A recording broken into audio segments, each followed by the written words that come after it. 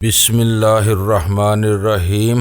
گمنام ہیرو کے معزز ناظرین السلام علیکم۔ آئیے چلتے ہیں کہانی کی طرف۔ وہ اتنا بڑا مجمع تھا لیکن کبھی کبھار ابھرنے والے کہوں کے علاوہ وہاں ناگوار شور نہیں تھا۔ چھتریوں کے نیچے منڈلاتے ہوئے سگریٹ کے دھوئیں کے ساتھ فضا میں بس سرگوشیوں اور نیچی آوازوں کی ایک ہم آہنگ سی گونج تھی جو کانوں کو بھی بلی معلوم ہو رہی تھی۔ اونچے اونچے آہنی کھمبوں پر نصب تیز سرچ لائٹس نے دھندل کا پھیلنے کے باوجود پورے میدان کو بقیہ نور بنایا ہوا تھا۔ ایسے بدترین حالات میں بھی تم نے پینی شروع کر دی ہے، غزالہ دانت پیستے ہوئے منمنائی۔ یہ یاد رکھو کہ یہ ہماری زندگی کا آخری دن بھی ہو سکتا ہے۔ میں پریشان ضرور ہوں لیکن مایوس نہیں ہوں۔ میں نے اسے مزید بولنے کا موقع نہیں دیا۔ ایک مرتبہ پھر مہمانوں میں بے چینی کی لہر دوڑ گئی۔ کسی طرف سے اونچی آواز میں کچھ کہا گیا، پھر سب لوگ کرسیاں چھوڑ کر کھڑے ہونے لگے۔ اسی کے ساتھ فضا تالیوں کے شور سے گونجنے لگی۔ ہر شخص کی نگاہیں اسی طرف تھیں جدھر سے ہم گزر کر آئے تھے۔ لمحہ بھر میں ہی ہر کرسی خالی ہو چکی تھی۔ پتہ نہیں کیا مصیبت ہے، تم بھی کھڑی ہو جاؤ۔ اس وقت صرف ہم دونوں ہی احمقوں کی طرح بیٹھے ہوئے تھے۔ غزالہ نے فوراً میری ہدایت کی تعمیل کی۔ میں نے گلاس خالی کر کے نیچے ڈال دیا۔ اٹھتے ہی مجھے ڈان نظر آ گیا۔ وہ اپنے سادہ سے روایتی لباس میں ملبوس اپنی مونچھیں مروڑتا ہوا بابکار انداز میں اسٹیج کی طرف چلا آ رہا تھا۔ اس کے پیچھے نیم برہنہ لڑکیوں اور اس کے پروردہ گنڈوں کا غول تھا۔ ڈان اسٹیج پر آ کر مہمانوں کی طرف رخ کر کے کھڑا ہوا تو اس کے احترام میں تمام مہمانوں نے اپنے سر جھکا دیے۔ ڈان نے اپنی موٹی گردن کو خفیف سا خم دے کر ان کی تعظیم قبول کی، پھر داہنے ہاتھ سے ان سب کو بیٹھنے کا اشارہ کیا۔ سب لوگ مشینی انداز میں بیٹھتے چلے گئے۔ ڈان کے ساتھ آنے والے مرد خالی میزیں تلاش کرنے لگے۔ نوبارد لڑکیاں پہلے سے موجود میزبان لڑکیوں میں شامل ہو گئی۔ ہم بدستور کھڑے رہے۔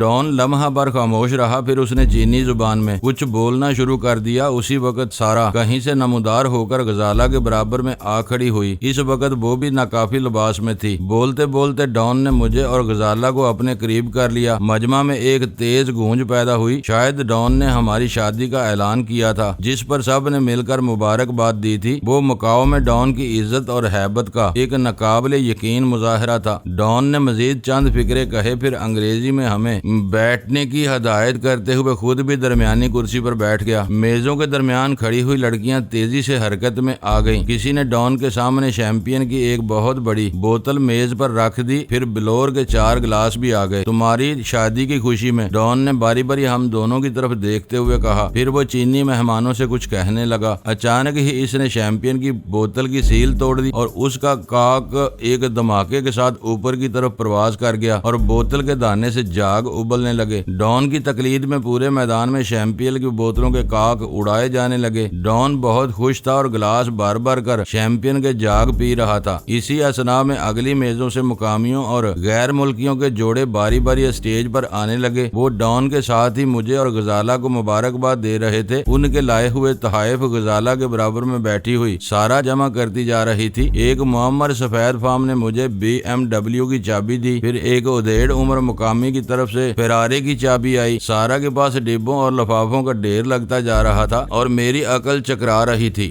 2 بیش قیمت گاڑیوں کی چابیاں مجھے مل چکی تھی۔ مجھے یقین تھا کہ کوئی نہ کوئی چابی غزالہ کو بھی دی گئی ہوگی۔ ڈان نے سچ ہی کہا تھا کہ ہم پر تحائف کی ایسی برسات ہوگی کہ ہم حیران رہ جائیں گے۔ آخر ڈان نے دونوں ہاتھ فضا میں بلند کر کے مہمانوں کو کوئی اشارہ کیا اور اس کی آواز دور تک گونجنے لگی۔ اسٹیج کی طرف آتے ہوئے لوگ درمیان میں سے ہی اپنی میزوں کی طرف لوٹنے لگے۔ یہ سلسلہ آدھی رات تک ختم نہ ہوتا۔ میرے کانوں میں سارا کی آواز آئی، ڈان نے تم لوگوں کی پریشانی کی وجہ سے سب کو روک دیا ہے۔ اب میزبان لڑکیاں میزوں سے ہی تحفے جمع کر لیں گی۔ وہ شاید غزالہ کو بتا رہی تھی۔ میزبان لڑکیاں اسٹیج کے پہلو میں تحائف جمع کرنے لگیں۔ شیمپین کا دور ختم ہونے کے ساتھ ہی محفل میں گرمی آ گئی تھی اور اسکاچ، ریم، برین، جن، واڈکا وغیرہ کی پوری بوتلیں میزوں پر پہنچائی جانے لگی تھی۔ اسی کے ساتھ باربیکیو کا آغاز ہو چکا تھا۔ انگاروں پر سنکے ہوئے باندھ کے گوشت کے پارچے میں نوشوں کی خواہشات کے مطابق تیزی سے انہیں فراہم کیے جا رہے تھے۔ ڈان کے سامنے رائل سلیوٹ کی بوتل اور اس کے مرغوب سانپ کے بنے ہوئے قتلوں سے بھری ہوئی ٹرے آ گئی۔ ڈان کے بعد سارا نے بھی سانپ کھانا شروع کر دیا۔ میرے لیے شاید پہلے ہی یہ ہدایت کر دی گئی تھی کہ اس لیے چکن یا بطخ کے پارچے بھی آ گئے۔ غزالہ کھانے پینے کے اس شغل سے الگ تھی۔ آخرکار اس پروگرام کا سنسنی خیز مرحلہ بھی شروع ہو گیا۔ بل فائٹنگ رنگ کے مضبوط چوبی احاطے کے دور افتاد آدھا حصے کے ساتھ ایک بند گاڑی آ لگی تھی اور اس میں سے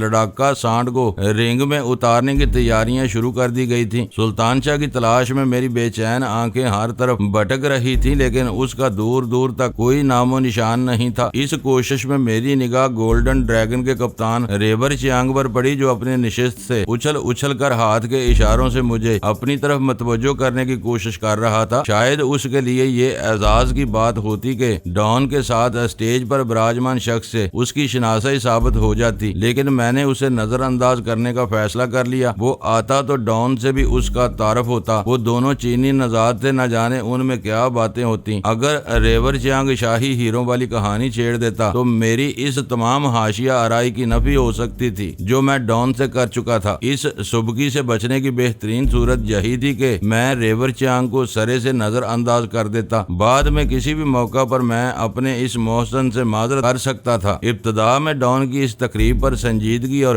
بردباری طاری تھی۔ وہ آیا تو شرکاء پر گنے چنے مواقع کے علاوہ احترام آمیز خاموشی طاری رہی، لیکن ڈان کی طرف سے معمور کی جانے والی حسین و جمیل اور کسی حد تک بے حجاب لڑکیاں جلد ہی فراخ دلی کے ساتھ میزوں کے درمیان گردش کر کے فیاضی سے شرابیں تقسیم کر رہی تھیں۔ اس کے اثرات جلد ہی نظر آنے لگے۔ بن بناہٹ قدرے اونچی آوازوں میں تبدیل ہو گئی۔ بوجھل آوازیں اور مخمور کہے بھی بکثرت سنائی دے رہے تھے۔ بیویوں کی جگہ گرل فرینڈ کے ساتھ آنے والوں نے اس ماحول اور آزادی کا پورا فائدہ اٹھاتے ہوئے اپنی ساتھیوں سے بے تکلف ہونا شروع کر دیا تھا۔ کہیں کہیں مردوں نے اپنی دل جوئی کے لیے میزبان لڑکیوں کو اپنے پاس بٹھا لیا تھا۔ اس روز مجھے پہلی بار اندازہ ہوا کہ ڈان نے اپنی حویلی میں خوبرو اور آزاد خیال لڑکیوں کی کتنی بڑی فوج پالی ہوئی تھی۔ آخر کار بند گاڑی کا عقبی دروازہ کھلا اور اس میں سے ایک جوان اور مضبوط سانڈ دوڑتا ہوا چوبی احاطے میں داخل ہو گیا۔ وہ سر جھکائے اور اپنی دم کو فضا میں اٹھائے وحشیانہ انداز میں رنگ میں ادھر ادھر دوڑتا رہا۔ اسے دیکھ کر حیرت اور خوف سے کئی ملی جلی چیخیں بلند ہوئیں اور مجمع میں سنسنی کی نئی لہر دوڑ گئی۔ میں نے اپنی طلائی ریسٹ واچ پر نگاہ ڈالی تو 7 بجنے میں 20 منٹ باقی تھے۔ گویا صرف 5 منٹ بعد میدان میں ایک نیا خونی تماشا شروع ہونے والا تھا۔ اسٹیج پر رکھی ہوئی 5 میں سے ایک کرسی خالی تھی، جو شاید ڈان نیشیکاؤ کی منتظر تھی۔ سارا مستقل طور پر غزالہ کے برابر والی کرسی پر بیٹھی ہوئی اس کا دل بہلانے کی ناکام کوشش کر رہی تھی۔ مجھے اندازہ تھا کہ ڈان کو سانپ پارچے کھاتے دیکھ کر غزالہ کو گن آ رہی ہوگی۔ ویسے بھی اس مادر پدر آزاد تقریب کا ماحول اس کے لیے پسندیدہ نہیں تھا، لیکن ڈان کی موجودگی میں کوئی بھی وہاں سے ہلنے کی گستاخی نہیں کر سکتا تھا۔ چوبی باڑ کے اندر کالا سانڈ بہت مضطرب تھا۔ وہ اپنے نتھنوں سے غضبناک پھنکاریں نکال کر اپنے کھر زمین پر مار رہا تھا۔ وہ بار بار اپنا سر جھکا کر نکیلے سینگوں کو فضا میں یوں اوپر اچھالتا تھا جیسے اپنے نادیدہ دشمنوں کو سینگوں میں پرو کر زمین سے اوپر اٹھا رہا ہو۔ یہ مکاؤ کا سب سے جوان اور طاقتور سانڈ ہے، ڈان مجھ سے کہہ رہا تھا۔ اسے چند ہفتوں پہلے میکسیکو سے طیارے میں یہاں لایا گیا ہے۔ آج مکاؤ میں اس کا پہلا مقابلہ ہے۔ یہاں کتوں کی ریس کے بعد بل فائٹنگ سب سے زیادہ مقبول کھیل ہے۔ اس کے مقابلے میں مکاؤ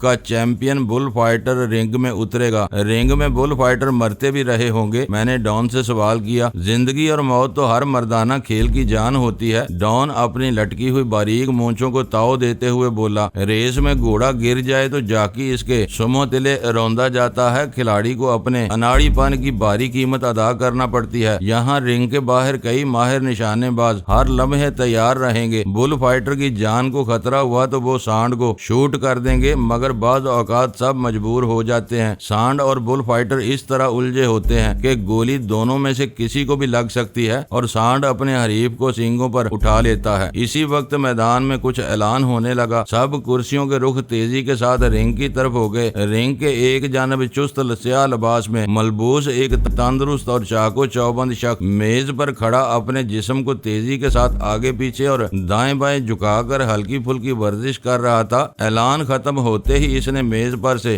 جست لگائی اور سانڈ سے کچھ دور جا کھڑا ہوا۔ سانڈ بہت تیزی کے ساتھ گھوما۔ اس نے کسی کدورت کے بغیر اپنے مد مقابل کی طرف دیکھنا شروع کر دیا۔ بل فائٹر نے اپنی پوزیشن ٹھیک کر کے فضا میں سرخ کپڑا لہرا دیا۔ سانڈ فوراً ہی چوکنا ہو گیا۔ اس نے جارحانہ انداز میں اپنا سر جھکا کر پھنکاریں مارنی شروع کر دی۔ اس کی ڈھیلی دم تن کر نیم دائرے کی صورت میں فضا میں کئی انچ بلند ہو گئی۔ بل فائٹر اپنا کپڑا لہرا کر سانڈ کو تاؤ دلاتا رہا۔ پھر سانڈ نے نے یکا یک اپنے پچھلے پیروں سے دھول اڑائی اور پوری رفتار سے اپنے حریف کی طرف دوڑ لگا دی۔ ہجوم میں سنسنی خیز شور بلند ہوا۔ معلوم ہو رہا تھا کہ سانڈ اپنے حریف کے اوپر جا پڑے گا، لیکن آخری لمحے پر بل فائٹر نے ایک طرف سرک کر سانڈ کی پشت میں چھوٹا سا تیر گھونپنا چاہا۔ سانڈ کی رفتار بہت تیز تھی، وہ اپنی جونک میں آگے نکل گیا۔ بل فائٹر کا وار بھی خالی گیا۔ سانڈ بہت وحشی اور بلا کا طاقتور تھا۔ نشانہ خطا ہونے کا اندازہ ہوتے ہی وہ چند گز آگے نکل کر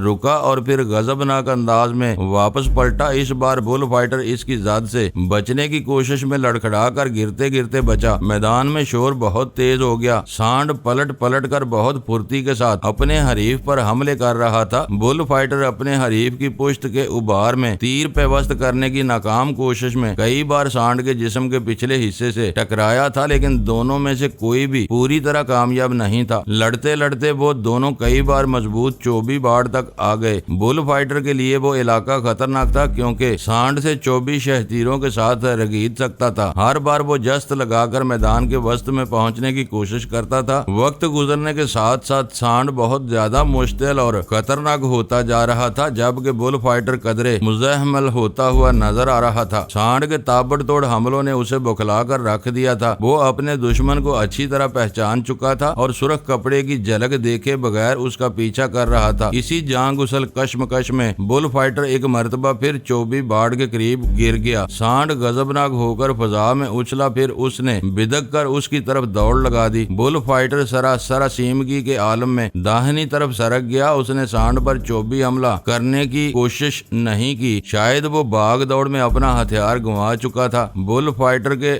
ہٹ جانے سے سانڈ کی ٹکر باڑ کے افقی تختوں پر پڑی اور چرچراہٹ کی ہولناک آواز کے ساتھ وہ تختے ایک طرف سے اکھڑ گئے۔ تختے ٹوٹتے ہی وحشی سانڈ رنگ سے باہر نکل کر میزوں کی طرف دوڑ پڑا۔ ہر طرف بھگدڑ مچ گئی۔ نشانہ بازوں نے بیک وقت کئی فائر کیے، وہ سب بے سود رہے۔ اس وقت سانڈ کا نشانہ لینا ہی ممکن نہیں رہا تھا۔ پیچھے سے چلائی جانے والی گولیاں بھٹک کر مہمانوں کو ہلاک یا زخمی کر سکتی تھی۔ سانڈ پھکارے مارتا اور میزیں الٹتا ہوا مہمانوں میں جا گھسا۔ اس نے اپنے سامنے والی کئی افراد کو ٹکروں سے دور اچھال پھینکا۔ دہشت زدہ چیخوں نے آسمان سر پر اٹھا لیا تھا۔ لوگ ایک دوسرے کو دھکیلتے اور رونتے ہوئے بھاگے جا رہے تھے۔ الٹی ہوئی بوتلوں سے ہر طرف شراب بہہ رہی تھی۔ چند لمحوں تک رہنائی پر آئی ہوئی وہ محفل طرب و نشاط یک بیک ہنگامہ و داروگیر میں بدل گئی تھی۔ بل فائٹنگ کے منتظمین موٹے رسوں کے پھندے سنبھالے سانڈ کے تعاقب میں میزیں الٹتے پھر رہے تھے۔ ڈان کے چہرے پر تشویش اور بدمزگی کی علامات ابھر آئی تھی۔ وہ چیخ چیخ کر کچھ کہہ رہا تھا، لیکن بپھرے ہوئے سانڈ کی دہشت کی وجہ سے کوئی اس کی بات پر کان دھرنے کے لیے آمادہ نہیں تھا۔ میں نے خاص طور پر نوٹ کیا کہ باڑ کے اکھڑے ہوئے تختے ایک طرف عمودی شہتیروں سے بدستور جڑے ہوئے تھے، جبکہ دوسری طرف کی کیلوں نے بالکل جگہ چھوڑ دی تھی۔ منتظمین پستول اور پھندے لیے سانڈ کے پیچھے دوڑ رہے تھے، لیکن وہ لڑاکا اور خونی سانڈ وہ بھیڑ باڑ سے دور بھاگنے کی بجائے عوام کا پیچھا کر رہا تھا۔ وہ رنگ کی ایک سمت میں حملہ آور ہوا تھا، لیکن تقریب گاہ میں ہر طرف بھگدڑ مچی ہوئی تھی۔ دیکھتے ہی دیکھتے وہاں الٹی ہوئی میزیں، ٹوٹی ہوئی کراکری، اوندھی بوتلیں، جوتے، پرس، چشمے اور دوسری چیزیں پڑی رہ گئی تھیں۔ سارے مہمان چھتریوں سے باہر نکل بھاگے تھے۔ میں نے اضطراری طور پر اپنی ریسٹ واچ پر نظر ڈالی تو 7:10 ہو چکے تھے۔ سب کچھ تباہ ہو گیا۔ ڈان اضطراری طور پر غصے میں بڑبڑایا، میں باڑ کھڑی کرنے والوں کو مار ڈالوں گا۔ پھر یک بیک فضا میں کسی ہیلی کاپٹر کے انجن اور پنکھے کا مخصوص شور سنائی دینے لگا۔ معلوم ہو رہا تھا کہ کوئی ہیلی کاپٹر دور سے نیچی پرواز کرتا ہوا ہماری طرف آ رہا تھا۔ غزالہ بھی ہمارے اس منصوبے میں شریک تھی، لیکن اسے پوری تفصیل کا علم نہیں تھا۔ ڈان کی حویلی میں قدم قدم پر چھپے ہوئے حساس مائکرو فونز کے خوف کی وجہ سے سلطان شاہ اپنی کارگزاری پر مکمل بات نہیں کر سکا تھا، نہ ہی تحریری طور پر پوری تفصیلات سے آگاہ کرنا ممکن تھا۔ اس نے ہمیں صرف اتنا بتایا تھا کہ سنگین خطرہ مول لے کر وہ باڑ کے ایک اہم حصے کو نقصان پہنچا کر کمزور کرنے میں کامیاب ہو گیا تھا۔ بپھرا ہوا لڑاکا سانڈ مضبوط چوبی باڑ کے تختے اکھاڑ کر ہی تماشائیوں پر حملہ آور ہوا تھا۔ اس لیے یہ سمجھ لینا بہت آسان تھا کہ ڈان کی اس عظیم الشان محفل میں سب کچھ ہمارے پلان کے مطابق ہو رہا تھا۔ سلطان شاہ کی کوششیں بار آور ثابت ہوئی تھیں اور ڈان کی جمی جمائی محفل کا رنگ اکھڑ چکا تھا۔ نظم و ضبط سرے سے ختم ہو چکا تھا۔ ہر طرف افراتفری کا راج تھا اور کسی کو بھی اپنی ذات کے علاوہ کسی اور کے بارے میں کچھ علم نہیں تھا۔ اس تبدیلی پر غزالہ بہت زیادہ سراسیمہ اور خوفزدہ نظر آ رہی تھی۔ سارا کے چہرے کا رنگ بھی اڑا ہوا تھا۔ میرے اور غزالہ کے درمیان ڈان کا دیو ہیکل وجود حائل تھا، اس لیے میں غزالہ کی تسلی کے لیے دو لفظ بھی نہیں کہہ سکتا تھا۔ ڈان سخت اشتعال اور اضطراب سے دوچار تھا۔ وہ اپنی مٹھیاں بینچ بینچ کر خود کلامی کے انداز میں گرائے جا رہا تھا۔ وہ اس وقت چینی زبان بول رہا تھا جو میرے لیے ناقابل فہم تھی۔ تقریب کے شرکاء بدحواسی اور دہشت کے عالم میں کافی دور نکل گئے تھے۔ ان کے تعاقب میں کالا سانڈ بھی اسی طرف چلا گیا تھا۔ بس فضا میں اکا دکا ہوائی فائروں کے ساتھ بے پناہ شور و گل کی آوازیں گونج رہی تھی، لیکن پھر بھی ڈان کے جانثاروں نے اپنے آقا کو بے یارو مددگار نہیں چھوڑا تھا۔ 8 مضبوط اور مسلح چینی ڈان کی مسند کے پیچھے اور دونوں پہلوؤں پر موجود تھے۔ ان میں شفاف کھوپڑی والا وکودا بھی شامل تھا۔ اس وقت ہمارے منصوبے میں کلیدی اہمیت ڈان نیشی کاؤ کی تھی، جو اپنے بچپن کے دوست ڈان کوانگ فو سے ملنے کے لیے پاکستان سے آ رہا تھا۔ نیشی کاؤ مافیا کا ڈان تھا اور کوانگ فو شی کا آئی مین۔ میں ہر قیمت پر ان دونوں کی تفصیلی ملاقات کو روکنا چاہتا تھا، اس لیے میرا ذہن آنے والے لمحات میں الجھا ہوا تھا۔ پہلے سے طے شدہ پروگرام کے مطابق ڈان کا ہیلی کاپٹر معزز مہمان کو لے کر ہانگ کانگ سے 7:15 بجے ڈان کی حویلی میں بنے ہوئے ہیلی کاپٹر پر اترنے والا تھا۔ اپنے خصوصی ارتکاز کی وجہ سے میں نے دور سے سنائی دینے والی ہیلی کاپٹر کی آواز سن لی، جو فوری طور پر ڈان وغیرہ کی توجہ حاصل نہیں کر سکی، لیکن ہیلی کاپٹر کی تیز رفتاری کی وجہ سے چند ہی ثانیوں میں وہ آواز اس قدر نمایاں ہو گئی کہ کسی کے لیے بھی اسے نظر انداز کرنا ممکن نہیں رہا، اور ڈان ہڑبڑا کر اپنی کرسی سے اٹھ گیا۔ میرے ساتھ غزالہ اور سارا نے بھی اس ڈان کی تقلید کی۔ ڈان اٹھتے ہی ان 8 پر برس پڑا۔ وہ ہذیانی انداز میں گلا پھاڑ کر اور فضا میں ہاتھ لہرا کر چلا رہا تھا۔ اس کے خاموش ہونے سے پہلے ہی ان 8 میں سے 3 آدمیوں نے مختلف سمتوں میں دوڑ لگا دی۔ 2 آدمی بگوڑوں کے تعاقب میں دوڑے تھے، تیسرا ویران رنگ کی طرف گیا تھا۔ آؤ میرے ساتھ آؤ، ڈان نے اسٹیج سے اترتے ہوئے انگریزی میں کہا۔ وہ اس وقت بہت زیادہ جلایا ہوا تھا۔ سب لوگ بھاگ گئے۔ اب مجھے خود ہی نیشی کاؤ کا استقبال کرنا ہوگا۔ فضا میں ہیلی کاپٹر کے انجن اور پنکھوں کا شور واضح ہونے کے ساتھ ہی ڈان کی حویلی کے ملازمین تیزی سے واپس لوٹنے لگے۔ ان میں ڈان کے نمک خواروں کے ساتھ نیم برہنہ میزبان لڑکیاں بھی شامل تھیں۔ اسی کے ساتھ میدان میں نصب مردہ لاؤڈ اسپیکروں پر جان پڑ گئی۔ ان پر پہلے چینی زبان میں کوئی اطلاق اعلان کیا گیا، پھر وہی لرزہ خیز اعلان انگریزی میں دہرایا جانے لگا۔ میں نے اپنی پوری توجہ اسی آواز پر مرکوز کر دی۔ لب و لہجہ مہذب تھا، لیکن بولنے والے کے الفاظ سراسر دھمکی آمیز تھے۔ وہ ڈان کی طرف سے اس ناخوشگوار حادثے پر افسوس کا اظہار کرتے ہوئے مہمانوں کو مطلع کر رہا تھا کہ حویلی سے نکاسی کے راستے بند کیے جا چکے تھے۔ جب تک سارے مہمان تقریب گاہ میں جمع ہو کر ڈان کے مہمان کو خوش آمدید کہنے کے بعد روایتی ڈنر میں شریک نہیں ہوں گے، بند راستے نہیں کھولے جائیں گے۔ جو شخص بھی ڈان کی درخواست کو نظر انداز کر کے اپنی مرضی سے رخصت ہونے کی کوشش کرے گا، وہ ڈان کی برہمی اور ناراضی مول لے گا۔ وہ کہہ رہا تھا کہ لوگ واپس آ کر منتظمین کو اپنا کام کرنے کا موقع دیں تو وہ پیشہ ور لوگ چند منٹ میں سانڈ کو زندہ یا مردہ حالت میں پکڑ لیں گے اور تھوڑی ہی دیر میں دوسرے سانڈ کا بندوبست کر کے نئے سرے سے بل فائٹنگ کا آغاز کیا جائے گا، کیونکہ اس سنسنی خیز مقابلے کے بغیر تقریب ادھوری رہے گی۔ اس اعلان کا خاطر خواہ اثر ہوا۔ لوگ سانڈ کی زد سے بہت دور ہونے کے باوجود دوسروں کی دیکھا دیکھی بے مقصد بھاگ دوڑ میں مبتلا تھے۔ وہ تیزی کے ساتھ واپس لوٹنے لگے۔ ڈان لمبے لمبے ڈگ بھرتا ہوا ہیلی پیڈ کی جانب بڑھ رہا تھا۔ چند ثانیوں بعد ہیلی کاپٹر فضا میں نظر آیا تو نہ صرف ڈان ہیلی کاپٹر کے پیڈ کے کنارے پر موجود تھا، بلکہ اس کی وجہ سے وہاں خاصا بڑا ہجوم جمع ہو چکا تھا اور ڈان کے آدمی ان سب کو راستے کے دونوں صف آرا کرنے کی کوششیں کر رہے تھے۔ میری آنکھیں نہایت بے چینی کے ساتھ سلطان شاہ کی متلاشی تھی، لیکن اس کا دور دور تک کوئی نام و نشان نہیں تھا۔ یہ سوچ کر میرا دل بیٹھنے لگا کہ سلطان شاہ اس بگدڑ اور افراتفری میں کہیں ریلے کی زد میں آ کر زخمی یا بے ہوش نہ ہو گیا ہو۔ اس کی کاوشوں سے منصوبے کا ایک ناقابل عمل حصہ پایا تکمیل کو پہنچ چکا تھا، لیکن آخری مرحلے پر اگر وہ ہیلی پیڈ کے قرب و جوار میں پہنچنے میں ناکام رہتا تو ڈان نیشی کاؤ اپنے میزبان کے ساتھ مجھے دیکھتے ہی الجھن میں پڑ جاتا اور پھر وہ کسی بھی لمحے ڈان کو میری طرف سے چوکنا کر سکتا تھا۔ ادھر تقریب گاہ کے منظر نے ہیلی کاپٹر کے ہوا باز کو شاید مخمصے میں ڈال دیا تھا۔ اسے یقینی طور پر پر پورے پروگرام کا علم رہا ہوگا، لیکن فضا میں واجبی سی بلندی سے وہ بخوبی الٹی ہوئی میزیں، گری ہوئی رنگین چھتریاں، ٹوٹی ہوئی کرسیاں اور ویران رنگ دیکھ سکتا تھا۔ الٹے ہوئے گرد آلود قالینوں پر دور دور تک بکھری ہوئی جوتیاں اور مہمانوں کی دیگر ذاتی اشیاء دیکھ کر یہ اندازہ لگایا جا سکتا تھا کہ کچھ ہی دیر پہلے وہاں گمسان کا رن پڑا ہوگا، جس کے نتیجے میں ڈان کی الف لیلوی صبا بکھر کر رہ گئی۔ اس تذبذب کی وجہ سے ہیلی کاپٹر فوری طور پر ہیلی پیڈ پر نہیں اترا، بلکہ فضا میں ایک جگہ معلق ہو گیا۔ شاید ہوا باز نیچے آنے سے پہلے ریڈیائی رابطے پر اپنے زمینی ساتھیوں سے صورتحال کے بارے میں کوئی یقین دانی حاصل کرنے کی کوشش کر رہا تھا۔ معزز ناظرین، لائک کریں، شیئر کریں اور کمنٹس باکس میں پاک آرمی زندہ باد، پاکستان پائندہ باد کا نعرہ ضرور درج کر کے اپنے ملک پر فخر کریں اور پاکستان کی بنیادیں مضبوط کرنے میں اپنا کردار ادا کریں۔ ویڈیو دیکھنے کا شکریہ۔